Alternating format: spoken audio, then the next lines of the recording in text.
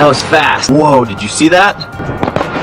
ஒலியிலும் அதிவேகம் கொண்ட உலகமே பார்த்திராத ஆயுதங்களை பயன்படுத்த ஆரம்பித்தது ஈரான். ஸ்ரீலங்கா மக்களுக்கு அவசர செய்தி. நடைமுறைக்கு வரவுள்ள QR நடைமுறை. ஆட்டம் கண்ட ட்ரம்பின் நம்பிக்கை. கடும் பரபரப்பாகும் வளைகுடா. நரகத்தின் வாசலை பார்க்க தயாராகுங்கள்.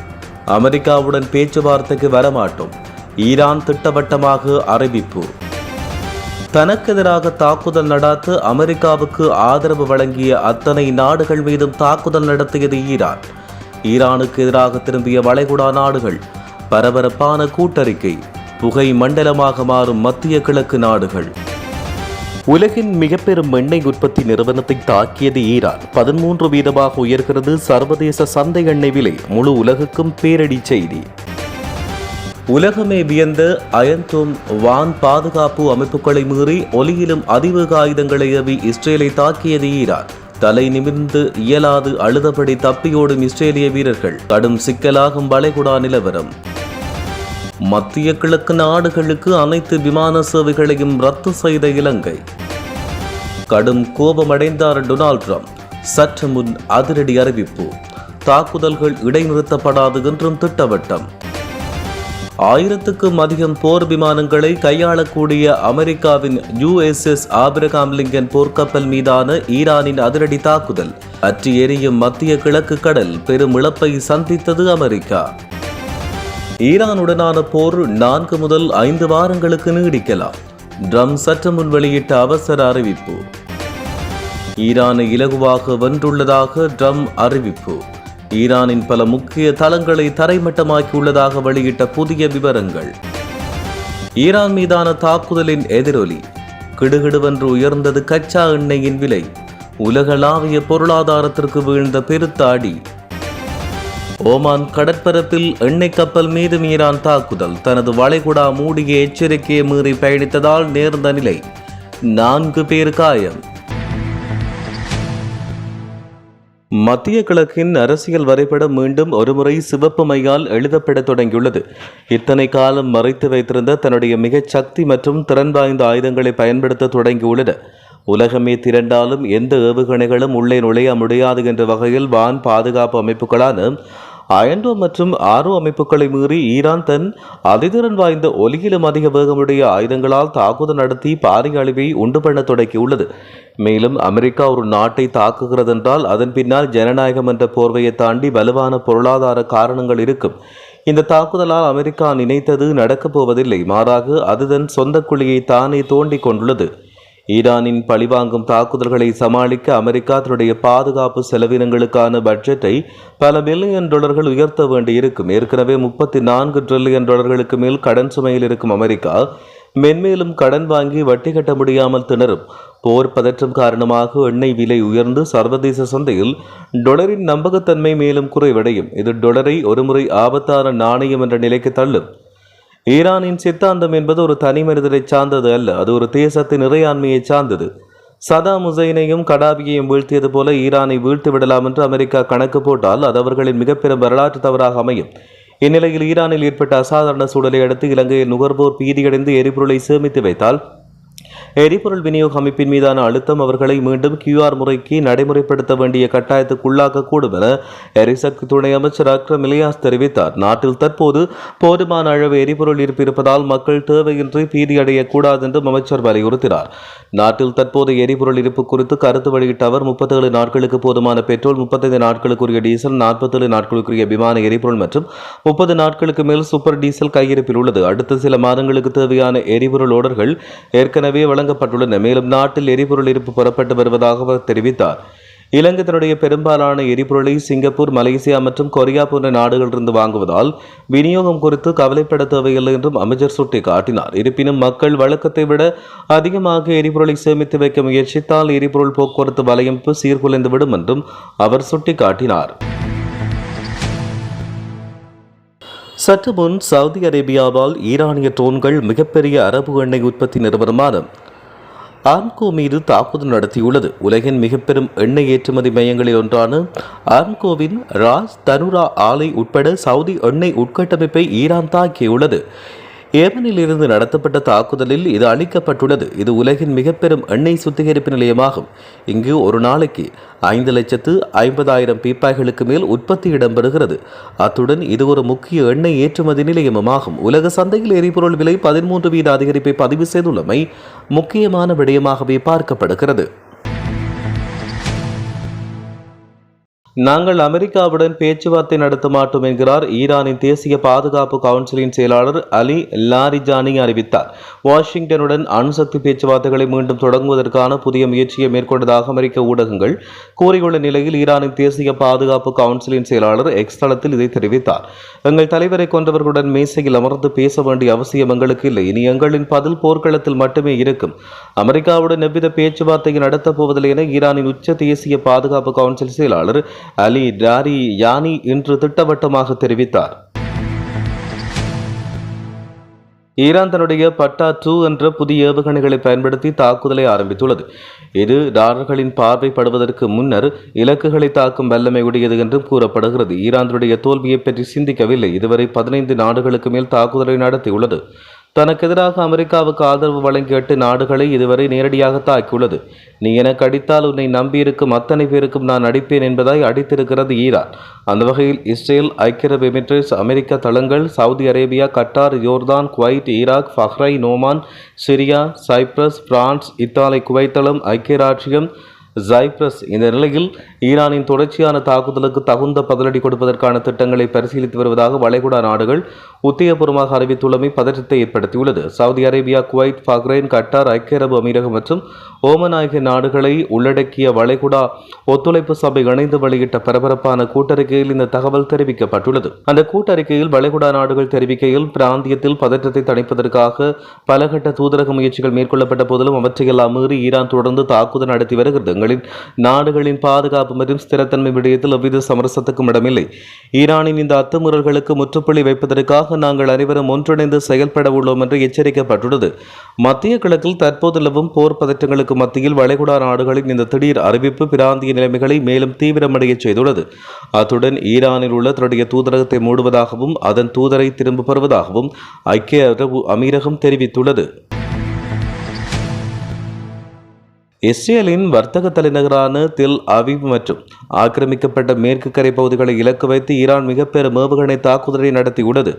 இஸ்ரேலின் உலக புகழ்பெற்ற அயன்டோம் மற்றும் ஆரு ஆகிய வான் பாதுகாப்பு அமைப்புகளையும் மீறி பல ஏவுகணைகள் இலக்குகளை தாக்கியுள்ளதாக கள தகவல்கள் தெரிவிக்கின்றன. இஸ்ரேலிய ராணுவ நிலைகளை மட்டுமே தாங்கள் குறிவைப்பதாக ஈரான் அறிவித்துள்ளது. இந்த தாக்குதலை தொடர்ந்து தெல் அவீவ் நகரெங்கும் அபாய சங்கொலிகள் முழங்கி வருகின்றன. மக்கள் அனைவரும் உடனடியாக பாதுகாப்பு பதுங்குகுழிகளுக்கு செல்லுமாறு இஸ்ரேலிய ராணுவம் அவசர உத்தரவை பிறப்பித்துள்ளது. ஏவுகணைகள் விழுந்த இடங்களில் பலத்த வெடிப்பு சத்தங்கள் கேட்டதோடு அந்த பகுதிகளில் கரும்புகை சூழ்ந்துள்ளதை காட்டும் வீடியோக்களும் வெளியாகியுள்ளன. மத்திய கிழக்கில் தீவிரமடைந்துள்ள போர் மோதல் காரணமாக கொழும்பு கட்டுநாயக்க சர்வதேச விமான நிலையத்திலிருந்து மத்திய கிழக்கு நாடுகளுக்கு பயணிக்கவிருந்த அனைத்து விதமான சேவைகளும் இன்றைய தினம் ரத்து செய்யப்பட்டுள்ளன. மத்திய கிழக்கில் போர் மோதல் ஆரம்பித்த கடந்த 28ஆம் தேதி முதல் இதுவரை மத்திய கிழக்கிலிருந்து இலங்கைக்கு வரவிருந்த மற்றும் இங்கிருந்து மத்திய கிழக்கு நாடுகளுக்கு பயணிக்க இருந்த 115 விமான சேவைகள் முற்றிலும் ரத்து செய்யப்பட்டுள்ளதாக கட்டுநாயக்க விமான நிலைய வட்டாரங்கள் தெரிவிக்கின்றன. அமெரிக்காவின் முன்னாள் ஜனாதிபதி டொனால்ட் ட்ரம்ப் ஈரானை குறிவைத்து நடைபெற்று வரும் ராணுவ நடவடிக்கைகள் குறித்து கடும் எச்சரிக்கை விடுத்துள்ளதாக தெரிவிக்கப்படுகிறது. நாங்கள் நிர்ணயித்துள்ள இலக்குகள் முழுமையாக அடையும் வரை தாக்குதல் நிறுத்தப்படாது என்றும் தெரிவித்தார். செய்தியாளர்களுடன் பேசிய ட்ரம்ப் அமெரிக்காவின் பாதுகாப்பு மற்றும் அதன் கூட்டாளிகள் மீது எழுந்துள்ள அச்சுறுத்தல்களுக்கு எதிராக உறுதியான நடவடிக்கை எடுக்கப்படுவதாக கூறினார். ஈரான் ஆதரவு அமைப்புகள் மற்றும் இராணுவ தளங்கள் மீது துல்லியமான தாக்குதல் மேற்கொள்ளப்பட்டுள்ளதாக தெரிவித்தார். இதனிடையே மத்திய கிழக்கு பிராந்தியத்தில் பதற்றம் மேலும் அதிகரித்துள்ளது. ஈரான் தரப்பிலிருந்து கடுமையான பதிலடி எச்சரிக்கைகள் வெளியிடப்பட்டுள்ளன. பல நாடுகள் அமைதியை பேண வேண்டும் என்று அழைப்பு விடுத்த நிலையில் இந்த மோதல் உலகளாவிய அரசியல் மற்றும் பொருளாதார தாக்கங்களை ஏற்படுத்தும் என்று தெரிவிக்கப்பட்டுள்ளது. ஈரானின் புரட்சிகர காவல்படை அமெரிக்க விமானம் தாங்கி கப்பலான USS ஆப்ரஹாம் லிங்கன் போர்க்கப்பலை வளைகுடாவில் தாக்கியதாக அறிவித்துள்ளது. அமெரிக்கா மற்றும் இஸ்ரேலிய தாக்குதல்கள் நாட்டின் உயர்மட்ட தலைவர் அயதுல்லா அலி ஹமேனியை கொன்ற பின்னர் அமெரிக்க விமானம் தாங்கிய கப்பலான ஆபிரகாம் லிங்கன் 4 பாலிஸ்டிக் ஏவுகணைகளால் தாக்கப்பட்டதாக தெரிவிக்கப்படுகிறது. அமெரிக்காவின் நிலமும் கடலும் பயங்கரவாத ஆக்கிரமிப்பாளர்களின் கல்லறையாக மாறும் என ஈரானின் புரட்சிகர காவல்படை தெரிவித்ததாக இஸ்ரேலிய ஊடகம் ஒன்று செய்தி வெளியிட்டுள்ளது. அமெரிக்காவின் ஆபிரகாம் லிங்கன் விமானம் தாங்கி கப்பலும் அதனுடன் இணைந்த 3 போர்க்கப்பல்களும் மத்திய கிழக்குக்கு முன்னதாகவே அனுப்பி வைக்கப்பட்டுள்ளன. USS ஆபிரகாம் லிங்கன் அமெரிக்க கடற்படையில் 5வது நிமிட்ஸ் வகுப்பு விமானம் தாங்கி கப்பலாகும். இதில் எதிரி நேரடி தாக்கும் திறன் கொண்ட சமீபத்திய F-35 ஸ்டெல்த் ஜெட் விமானங்களும் அடங்கும். தாக்குதல் குழுவில் டோமாஹக் தரை தாக்குதல் கப்பல் ஏவுகணைகள் ஏற்றப்பட்ட 3 அழிப்பு அமைப்புகளும் உள்ளன. மேலும் பொதுவாக அதே ஆயுதத்தை ஏவும் அணுசக்தியால் இயங்கும் நீர்மூழ்கி கப்பலும் இருக்கும். இந்நிலையில் அமெரிக்காவின் மிக பலம் பொருந்திய போர்க்கப்பலான ஆபிரகாம் லிங்கன் விமானம் தாங்கி கப்பல் மீது ஈரான் தாக்குதல் நடத்தியதாக அறிவித்துள்ளமை பதற்றத்தை மேலும் அதிகரித்துள்ளது. அமெரிக்க ஜனாதிபதி டொனால்ட் ட்ரம்ப் ஈரானுடனான போர் நீடிக்கக்கூடும் என்று தான் கருதும் கால அளவை 5 வாரங்களாக உயர்த்தினார். இன்று அதிகாலை செய்தியாளர்களிடம் பேசிய அவர், இந்த போர் 4 வாரம் வரை நீடிக்கும் என்று தான் எப்போதும் நினைத்ததாகவும் அது அந்த நேரத்தை விட குறையவோ அல்லது அதிகரிக்கவோ வாய்ப்புள்ளதாக தெரிவித்தார். தற்போது ABC செய்தி நிறுவனத்திடம் பேசிய அவர், இந்த போர் 4 அல்லது 5 வாரம் வரை நீடிக்கலாம் என்று தான் கருதியதாக கூறினார். மீண்டும் ஒருமுறை விளக்கமளித்த அவர், போர் முடியும் காலம் அந்த அளவை விட கூடுதலாகவோ குறைவாகவோ இருக்கும் என்றும் தெரிவித்தார். போரின் கால அளவு குறித்து தன்னுடைய முந்தைய மதிப்பீட்டை தற்போது 5 வாரங்களாக ட்ரம்ப் மாற்றியுள்ளார். இது ஒரு உத்தேசமான கால அளவு மட்டும் என்பதையும் கடன் நிறுவனத்துக்கு ஏற்ப இது மாற்றமடையும் என்றும் அவர் வலியுறுத்தினார். இன்று அமெரிக்க ஜனாதிபதி டொனால்ட் ட்ரம்ப் வெளியிட்ட தகவலின்படி அமெரிக்க ராணுவம் ஈரானின் 9 கடற்படை கப்பல்களை மூழ்கடித்துள்ளதாகவும் ஈரானிய கடற்படை தலைமையகத்தை ஒரு பகுதி அழித்துள்ளதாகவும் தெரிவித்தார். ஈரானின் 9 கடற்படை கப்பல்களை நாம் அழித்து மூழ்கடித்துள்ளதாக எனக்கு தகவல் கிடைத்துள்ளது. அவற்றில் சில ஒப்பீட்டளவில் பெரியவை மற்றும் முக்கியமானவை என்று ட்ரம்ப் தன்னுடைய ட்ரூத் சோஷியல் சமூக வலைத்தளத்தில் தெரிவித்தார். நாங்கள் மற்றைய கப்பல்களை குறிவைத்து வருகிறோம். அவையும் விரைவில் கடலுக்கு அடியில் மிதக்கும். மற்றொரு தாக்குதலில் அவர்களின் கடற்படை தலைமையகத்தை நாங்கள் பெருமளவில் அழித்து விட்டோம். அதை தவிர அவர்களின் கடற்படை மிகவும் சிறப்பாக செயல்பட்டு வருகிறது என்றும் அவர் தெரிவித்தார். இராணுவ தளவாட இழப்புகள் தவிர ஈரான் மீதான அமெரிக்க இஸ்ரேல் குண்டுவீச்சில் குறைந்தது 48 ஈரானிய தலைவர்கள் கொல்லப்பட்டதாகவும் இந்த தாக்குதல் மிகவும் சாதகமாக இருப்பதாகவும் ட்ரம்ப் கூறினார். நாங்கள் பெற்று வரும் வெற்றியை யாராலும் நம்ப முடியவில்லை. ஒரே அடியில் 48 தலைவர்கள் ஒழிக்கப்பட்டனர். இது மிக வேகமாக முன்னேறி வருகிறது என்று பாக்ஸ் நியூஸ் பேட்டியில் ட்ரம்ப் மேற்கோள் காட்டினார். ஈரானிய இஸ்லாமிய குடியரசின் தலைமையை பதவியிலிருந்து அகற்றுவதையும் அதன் இராணுவத்தை அழிப்பதையும் நோக்கமாக கொண்டு சனிக்கிழமை ஆரம்பிக்கப்பட்ட இந்த போரில் ஒட்டுமொத்த வெற்றி கிடைத்துள்ளதாக அவர் உரிமை கோரியுள்ளார்.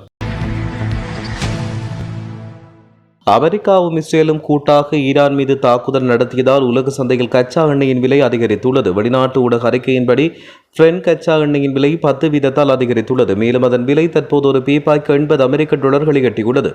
தற்போதைய மோதல் சூழ்நிலை தொடர்ந்து அதிகரித்தால் எதிர்காலத்தில் ஒரு பீப்பாய் கச்சா எண்ணெயின் விலை $100 உயரக்கூடும் என்று தெரிவிக்கப்படுகிறது. குறிப்பாக கார்முஸ் நீரிணை வழியாக எண்ணெய் போக்குவரத்தில் ஏற்பட்ட இடையூறுதான் இந்த விலை உயர்வுக்கு காரணம் என்றும் தெரிவிக்கப்படுகிறது. ஈரானின் உச்ச தலைவர் அலி ஹமேனியின் மரணத்துக்கு பதிலடி கொடுக்கும் விதமாக ஈரான் தன்னுடைய கடல் எல்லைகளில் தீவிர கண்காணிப்பையும் தாக்குதல்களையும் முன்னெடுத்துள்ளது. இதன் ஒரு பகுதியாக ஓமானின் முசந்தம் மாகாணத்தில் உள்ள காசாப் துறைமுகத்துக்கு வடக்கு 5 கடல் மைல் தொலைவில் பயணித்த ஸ்கைலைட் என்ற எண்ணெய் கப்பல் நேற்று 2026 மார்ச் 1 தாக்குதலுக்குள்ளானது. ஹார்முஸ் நீரிணை வழியாக செல்ல முயன்ற இந்த கப்பலை ஈரான் காவல்துறை மற்றும் கடற்படை எச்சரித்தது. மேலும் எச்சரிக்கையினை மீறி செல்ல முயன்ற போது ஏவுகணை தாக்குதல் நடத்தப்பட்டதாக தகவல்கள் தெரிவிக்கின்றன. தாக்குதலால் கப்பலில் பெரும் தீ விபத்து ஏற்பட்டது. இதில் கப்பலில் இருந்த 20 ஊழியர்களில் 4 பேர் காயமடைந்தனர். காயமடைந்தவர்கள் உடனடியாக மருத்துவ சிகிச்சைக்காக கொண்டு செல்லப்பட்டனர். கப்பலில் இருந்த 20 ஊழியர்களில் 15 பேர் இந்தியர்கள் என்றும் ஏனைய 5 பேர் ஈரானியர்கள் என்றும் ஓமன் கடல்சார் பாதுகாப்பு மையம் உறுதிப்படுத்தியுள்ளது. அவர்கள் அனைவரும் பத்திரமாக மீட்கப்பட்டு வெளியேற்றப்பட்டனர். ஸ்கைலைட் கப்பல் ஈரானிய பெட்ரோலிய பொருட்களை கடத்த பயன்படுத்தப்படும் நிழல் கப்பல் படை பட்டியலில் இருப்பதாக கூறி அமெரிக்காவால் கடந்த 2025 டிசம்பர் மாதம் தடை விதிக்கப்பட்டமை குறிப்பிடத்தக்கது. ஹார்முஸ் நீரிணையை ஈரான் மூடுவதாக அறிவித்ததை தொடர்ந்து இந்த பகுதியில் பதற்றம் உச்சகட்டத்தை எட்டியுள்ளது. காவல்துறை மற்றும் சர்வதேச கடற்படை கண்காணிப்பு பலப்படுத்தப்பட்டுள்ள போதிலும் பல எண்ணெய் கப்பல்கள் தங்களின் பயணப்பாதையை மாற்றிக் கொண்டுள்ளன. காவல் நிலையம் மற்றும் பாதுகாப்பு மையங்களுக்கு வரும் தகவலின்படி இந்த பகுதியில் மேலும் சில ட்ரோன் தாக்குதல்கள் நடத்தப்படலாம் என்றும் அச்சம் வெளியிடப்பட்டுள்ளது. உலகளாவிய எரிசக்தி சந்தையில் பெரும் பாதிப்பை ஏற்படுத்தக்கூடிய இந்த மோதல் சூழல் குறித்து சர்வதேச நாடுகள் கவலை வெளியிட்டுள்ளன. يا الله ايش هذا؟ الصواريخ تنزل فوق المدينة. That was fast. Whoa, did you see that? ஒலியிலும் அதிவேகம் கொண்ட உலகமே பார்த்திராத ஆயுதங்களை பயன்படுத்த ஆரம்பித்தது ஈரான். ஸ்ரீலங்கா மக்களுக்கு அவசர செய்தி. நடைமுறைக்கு வரவுள்ள QR நடைமுறை. ஆட்டம் கண்ட ட்ரம்பின் நம்பிக்கை. கடும் பரபரப்பாகும் வளைகுடா. நரகத்தின் வாசலை பார்க்க தயாராகுங்கள். அமெரிக்காவுடன் பேச்சுவார்த்தைக்கு வரமாட்டோம். ஈரான் திட்டவட்டமாக அறிவிப்பு. தனக்கு எதிராக தாக்குதல் நடாத்த அமெரிக்காவுக்கு ஆதரவு வழங்கிய அத்தனை நாடுகள் மீதும் தாக்குதல் நடத்தியது ஈரான். ஈரானுக்கு எதிராக திரும்பிய வளைகுடா நாடுகள். பரபரப்பான கூட்டறிக்கை. புகை மண்டலமாக மாறும் மத்திய கிழக்கு நாடுகள். உலகின் மிக பெரும் எண்ணெய் உற்பத்தி நிறுவனத்தை தாக்கியது ஈரான். 13% உயர்கிறது சர்வதேச சந்தை எண்ணெய் விலை. முழு உலகுக்கும் பேரிடி செய்தி. உலகமே வியந்த அயன்டோம் வான் பாதுகாப்பு அமைப்புகளை மீறி ஒலியிலும் அதிவேக ஆயுதங்களை ஏவி இஸ்ரேலை தாக்கியது ஈரான். தலை நிமிர்ந்து இயலாது அழுதபடி தப்பியோடும் இஸ்ரேலிய வீரர்கள். கடும் சிக்கலாகும் வளைகுடா நிலவரம். மத்திய கிழக்கு நாடுகளுக்கு அனைத்து விமான சேவைகளையும் ரத்து செய்த இலங்கை. கடும் கோபமடைந்தார் டொனால்ட் ட்ரம்ப். சற்று முன் அதிரடி அறிவிப்பு. தாக்குதல்கள் இடைநிறுத்தப்படாது என்றும் திட்டவட்டம். 1000க்கும் அதிகம் போர் விமானங்களை கையாளக்கூடிய அமெரிக்காவின் USS ஆபிரகாம் லிங்கன் போர்க்கப்பல் மீதான ஈரானின் அதிரடி தாக்குதல். பற்றி எரியும் மத்திய கிழக்கு கடல் பெரும் இழப்பை சந்தித்தது அமெரிக்கா. ஈரானுடனான போர் 4 முதல் 5 வாரங்களுக்கு நீடிக்கலாம். ட்ரம்ப் சற்று முன் வெளியிட்ட அவசர அறிவிப்பு. ஈரானை இலகுவாக வென்றுள்ளதாக ட்ரம்ப் அறிவிப்பு. ஈரானின் பல முக்கிய தளங்களை தரைமட்டமாக்கியுள்ளதாக வெளியிட்ட புதிய விவரங்கள். ஈரான் மீதான தாக்குதலின் எதிரொலி. கிடுகிடுவென்று உயர்ந்தது கச்சா எண்ணெயின் விலை. உலகளாவிய பொருளாதாரத்திற்கு வீழ்ந்த பெருத்த அடி. ஓமான் கடற்பரப்பில் எண்ணெய் கப்பல் மீது ஈரான் தாக்குதல். தனது வளைகுடா மூடிய எச்சரிக்கையை மீறி பயணித்ததால் நேர்ந்த நிலை. 4 பேர் காயம்.